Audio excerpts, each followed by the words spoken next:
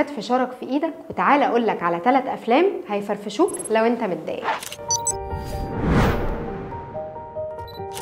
فيلم انجر مانجمنت. الفيلم بيحكي عن ديف، الموظف اللي المحكمه بتحكم عليه انه يحضر برنامج لاداره الغضب، ولكن الدكتور اللي بيدير البرنامج كان بيستفزه اكتر، وده بقى اللي بيطلع مواقف كوميديه طول الوقت. Anger management therapy. Anger management? How's anger management going?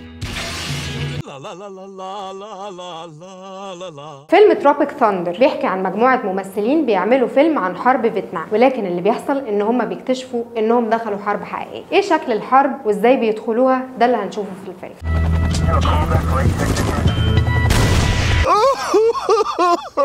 I'm sorry, can we cut? Some of us might not make it back. What do you mean? Like, not on the same flight?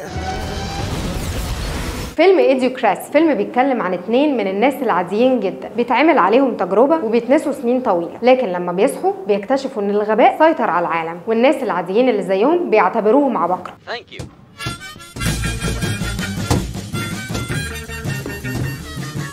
I'm the smartest guy in the world? Says who? The IQ test you took in prison.